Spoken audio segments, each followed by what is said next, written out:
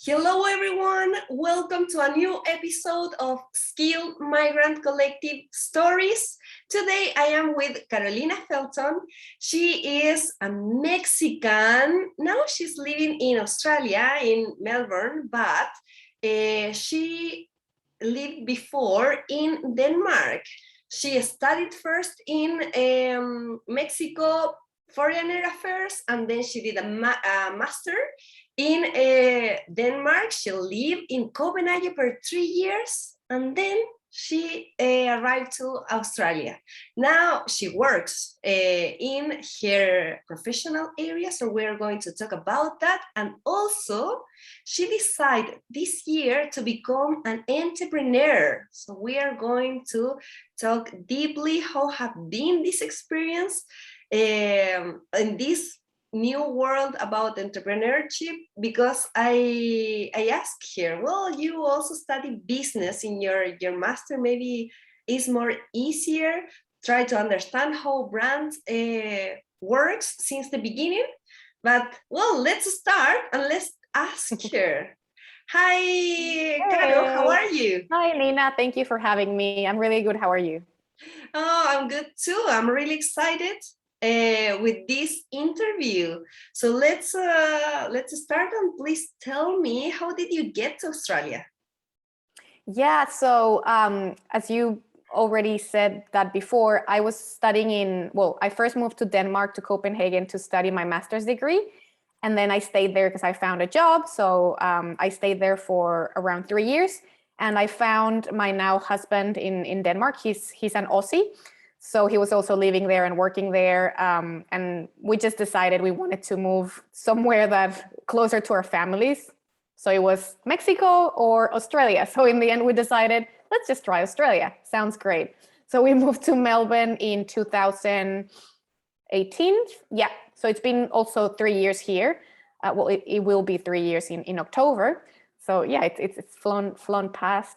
And really, really happy to be here. I moved here with my previous job. I was working in software as a service in a tech company. And luckily they had a spot here available. So I moved from headquarters from Copenhagen to here with a sponsored visa. So that was really lucky, because it's not that easy to move to Australia nowadays as a foreigner.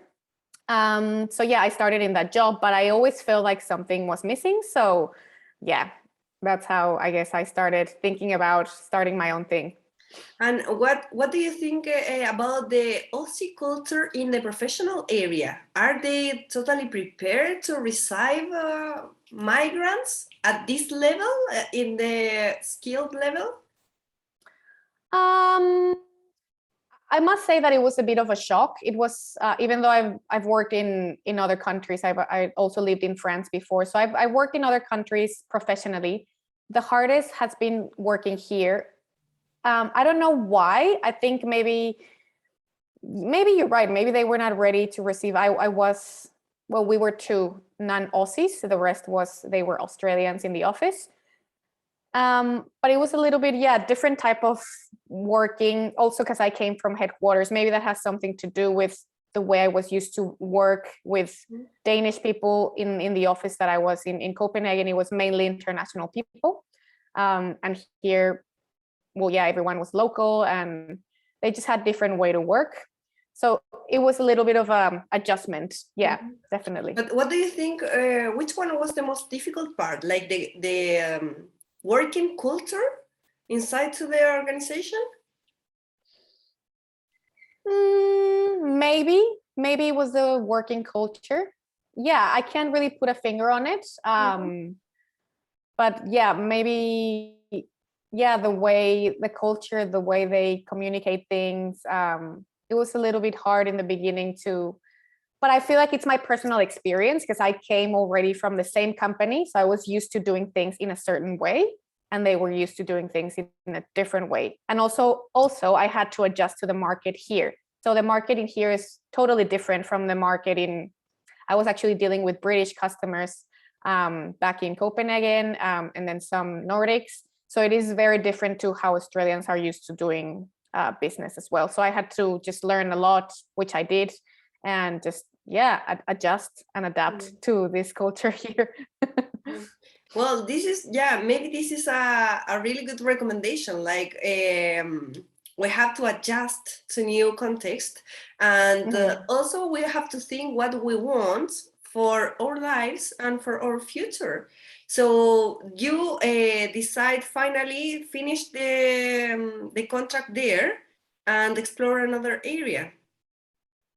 Yeah, so actually it was not that easy because I wanted to already start my own thing or do something on my own. First of all, I didn't know exactly what I wanted to do. I knew it was something to do with contributing towards the planet, towards human health. So I always wanted to do something in that area, but I didn't know what I wanted to do.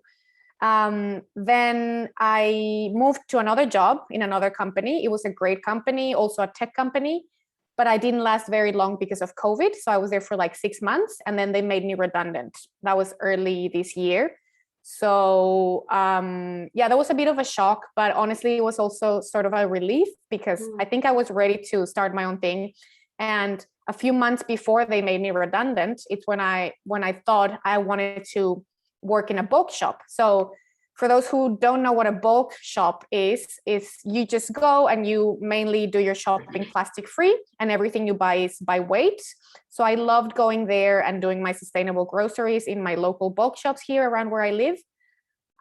So initially my idea was to have like a shop, like a brick and mortar shop. And when I was made redundant, that's what I started working on my own research. And then of course it changed a little bit the model, but yeah, that's what happened. Wow. So please tell me, when did you start your project? Was it this year? Yeah, it was this year. I think February, mid-Feb was the last time. When I got made redundant and when I stopped working with my previous employer. And then, as I said, I just decided I'm not gonna look for another job. I'm just gonna pursue this new idea and passion that I've always wanted to start my own thing and something that contributed towards the planet.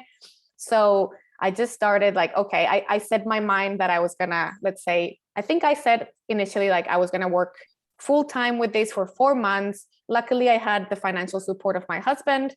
So it was okay to like tighten our belt a little bit and stop spending more money and just work on my project full time. It took a little bit longer than 4 months, but yeah, and a lot of things changed. But yeah, I just did it all in. I went all in, like full time working on that. Well, pretty exciting. Let's introduce your brand. That is Precycle. Precycle Pantry. How did you get to the name?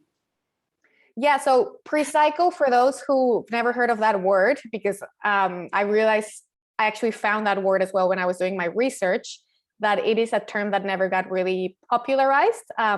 It is literally like recycle, but with a P in the beginning, Precycle, which actually has a beautiful meaning. It literally means to make conscious actions on avoiding waste completely. So for example, when you take your tote bag or your backpack to the supermarket, you're already thinking beforehand that you don't want to get a bag in the groceries, even though it's maybe no plastic, but you just don't want any more extra waste. So the act of consciously doing something to avoid all type of waste, that means precycling. And I just found that word because it took me a while to decide which name I was gonna name my new business. And I just love that word. I thought it's gonna maybe, and it is hard for some people to understand, like recycle, precycle, but I just feel like it's a great way to educate and to bring this new word and give it a bit more of a buzz so it becomes a bit more popular. And pantry, obviously, because we sell all these pantry essentials. Yeah, and well, also could be because you have like a special pantry that goes around everywhere that is called Pablo. Yeah, that's the name of our van. Yeah, because your shop is in the van. Yeah. So essentially, I decided I didn't want to have a brick and mortars. I wanted to, actually, my problem was that I felt like going to the shops was a little bit of an effort for me.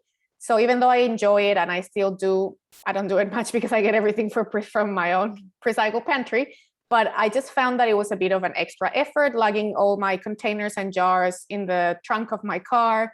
So I wanted just to make sustainable shopping super convenient, something you could just order online, go to your home. And then I just saw this idea, which was not my idea. I saw it in the UK. So it already exists in the UK. I don't think it exists here in Melbourne, but it's literally a mobile bulk shop. So our model is two-folded. You can either order online and you get all your goodies in brown compostable paper bags or returnable glass bottles, or you can book the van, Pablo the van, and Pablo goes to your house and the van is all retrofitted like a shop inside. And yeah, you can refill from the comfort of your home with your own containers. I love it. I love the idea of Pablo. And can I know why Pablo? Honestly, it was very random. I just one day said, I think the van's going to be called Pablo. I just wanted something that sounds, I'm from Mexico, as you said. Yeah. So I just wanted something that sounds Spanish, Mexican. Yeah. And it suited him very well. Yeah. And well, you, can I know what was the hardest thing when you were working in your project? Yeah, I think the hardest thing for me was being a complete newbie, a complete rookie in terms of a first-time entrepreneur in Australia, not knowing how regulations worked, especially when you're starting a food business. I had no idea how strict that could be. So I guess in hindsight, what I would have done differently would be to do a little bit more research on council regulations on food safety, and yeah, just basically food safety. There's a lot of little things that I had to delay actually the open of Precycle Pantry just to make sure the van complied and make sure my storage complied and everything. So that was the hardest challenge, complying with regulations. And which one do you think is the most beautiful thing that you really appreciate in this new experience? Than is become an entrepreneur, because you are working mainly 24 hours 7 days in your project. In the end, become an entrepreneur is not like before, like working in office hours, for example. You are never disconnected with your business. That's completely true. And I feel like when you are passionate about what you're doing, I don't care. I don't feel like I'm working that much because I'm excited. And even though I'm dreaming about Precycle Pantry stuff, I'm still excited. But to reply to your question, the most beautiful thing, I think it's easy because I actually just talked about this with my husband yesterday, meeting amazing people all the time, meeting people that are doing similar things, sustainable businesses or projects, or just social entrepreneurships and social businesses. It just, people just come to you or you bump into them, and it's just I've met so many amazing people in this very short amount of period, just because we have these passions in common, and it's just beautiful. And it's so great to just talk to people, bounce, because I'm alone in this business. I mean, I have my husband, but he has his own job, so it's just me doing this on my own. So it's really nice. I don't feel ever alone because there's always someone that I can chat with and someone that can give me their wisdom or share their story with me that they're doing something like that. So yeah, that's amazing. I love that. Wow. So yeah, I feel really inspired for your life story, and also because your idea. I love also sustainability, and I think we need more entrepreneurs like you, very passionate about different topics. And for sure, the pantry is always an issue, because you find in the end you try to skip plastic, but you always have something that comes in plastic, so you cannot avoid it totally.